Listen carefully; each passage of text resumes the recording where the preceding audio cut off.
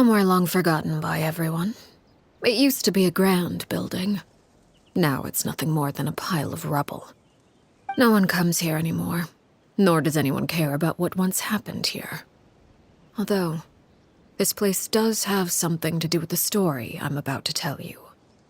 It was before I became a harbinger, and before Linny and the others joined the House of the Hearth. Due to certain events, I first killed Clairvy and then her mother. And this is where it all happened. You were the one that killed Clairvy? Patience now. Allow me to explain Clairvy's side of the story first. I'll start from the beginning.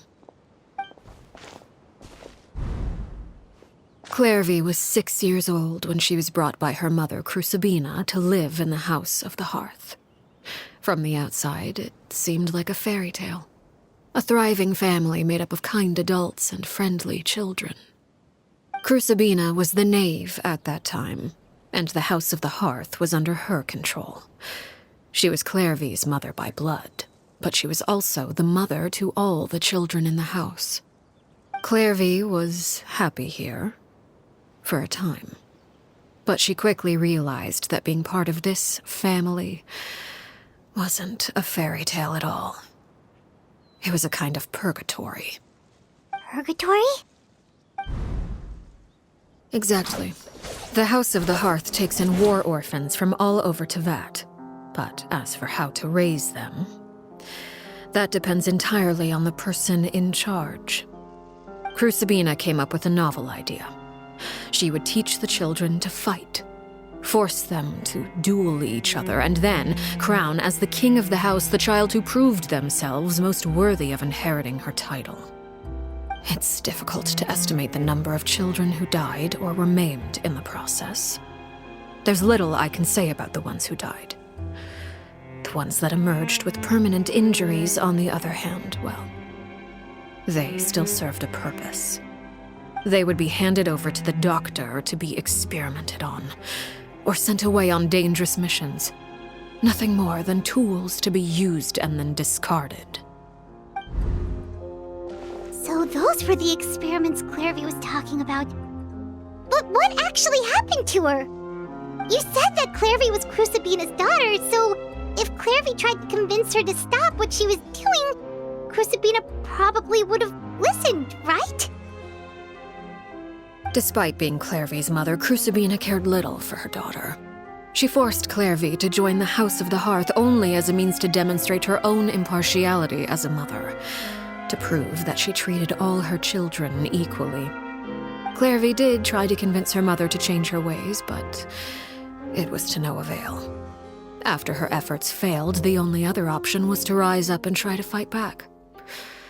Unfortunately, the other children had already been thoroughly indoctrinated into the illusion of happiness Crucibina had created. Of course, there was one exception. Someone Clairvy's age who knew the truth about the House of the Hearth. Her name was Peruere. Wait, the friend that Clairvy mentioned? Friend, huh? I suppose we can call her that for now. Clairvy was a cheerful and passionate person with a tenacious spirit. Peruere, on the other hand, was rather cold-blooded. Her cold-blooded nature allowed her to see through Crucibina's facade.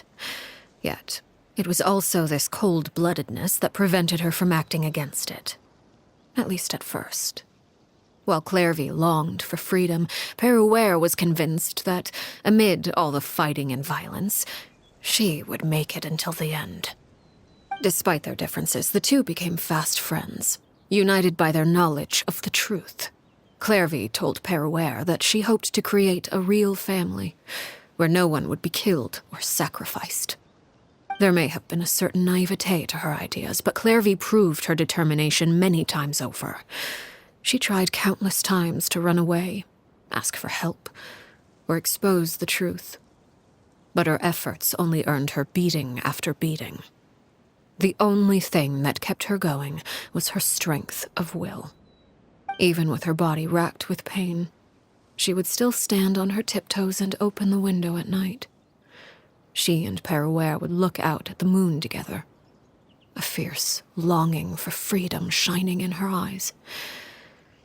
But one day that light simply vanished. Oh no. What happened? Her hopelessness resulted from a culmination of things. 10 years had passed. 10 years worth of failure after failure. She and Peruere weren't children anymore, but finding any chance to escape still seemed as hopeless as ever. It was during this time that Peruere suggested a new plan. If escaping was out of the question, why not take down the very person sitting on top of this throne of lies?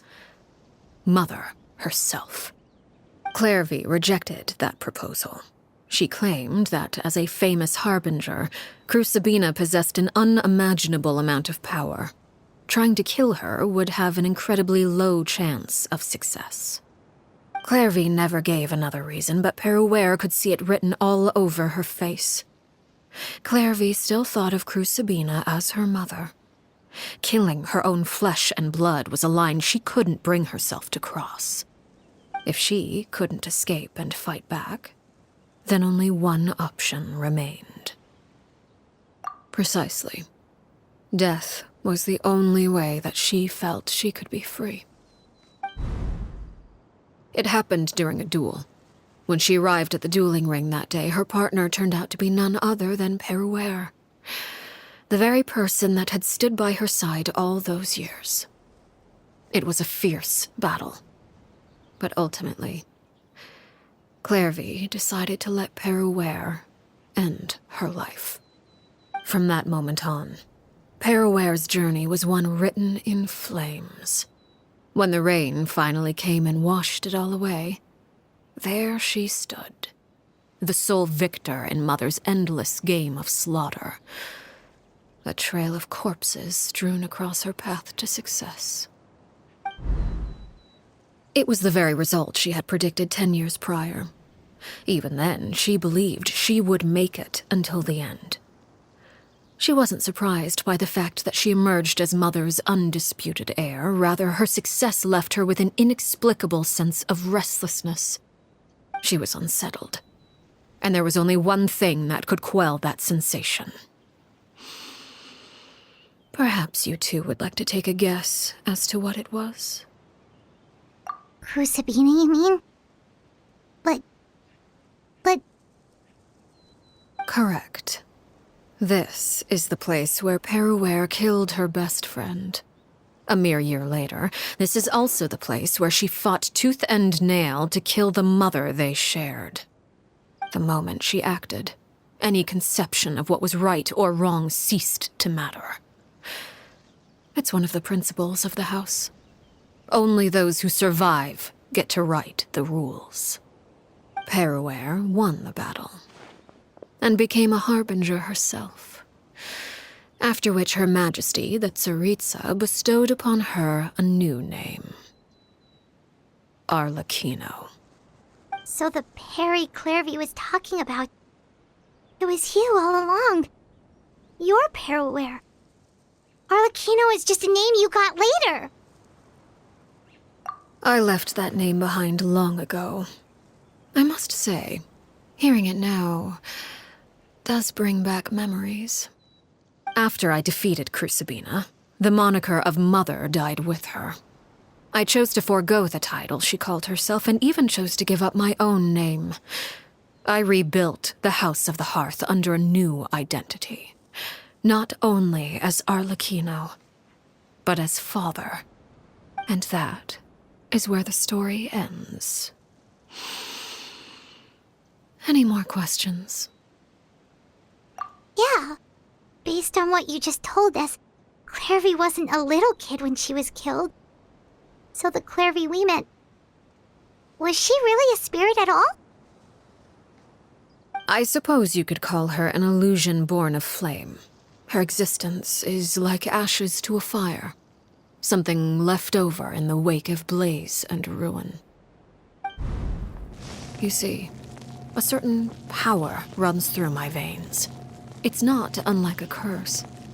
My flames leave behind shadows of anything they consume. Of course, the chances of those shadows morphing into a sentient entity are exceedingly slim. Clairvy is a very special case. Clairvy died when she was 16 years old, but what emerged from the flames was her 6-year-old self. Her appearance wasn't the only thing affected. Most of her memories were lost to the blaze as well. Memory is a mysterious thing indeed. Losing a portion of your memories will alter your sense of self. Lose 10 years' worth, however, and it would be like living in the past. Like returning to a version of yourself that never grew up. No wonder Paimon got such a weird feeling when we were talking to her. Perhaps I should put it this way. Clairvy is someone trapped in time. It may seem like she exists with us in the present, but she truly lives in the confines of her own past. So if all of that is true, then you must have known about Clairvy for a long time. Indeed. She's a rather volatile and unstable entity. Sometimes she would look after the children. She's even saved some of their lives. But other times, she would hide from me and become obsessed with revealing the truth about the house to anyone who will listen. Shadows don't have the capacity to learn or grow. Any new information they encounter is quickly forgotten over time. Your attempts to expose Clairvy to sunlight, they failed, yes? The reason is actually quite simple. In Clairvy's mind, the house is impossible to escape, and it is this very perception that traps her there. But no matter. All I have to do is kill her again, and all will be resolved. I don't anticipate so much as a single speck of ash will be left behind this time. Wait! Paimon can understand why you might want her gone, but isn't there another way? So what if she's trapped in her 6-year-old self? She's still your friend! At least talk to her first! It's too late for that. She broke the rules, and now she must be punished. That goes for Filial and Nantoy as well. She's had quite the effect on them. I hope you understand the difference between Crucibina and myself lies in our formulation of the rules, not our policy for enforcing them. Upholding the rules without question is a trait we both share, because that is how a household should be run. Is this really what you want to do? Whatever could you mean? Don't you want to say a proper goodbye at least? Whether as a killer or as a father, there are two things that must be avoided at all costs: anger and sorrow. Anger makes you impulsive. Sorrow causes you to waver. Well, it appears it's about time to proceed. Before we arrived, I told some of my well-behaved children to bring our troublemakers here by nightfall. I do believe I've kept my end of the deal. I give your friends quite a bit more time. As for what happens now, we'll just have to wait and see.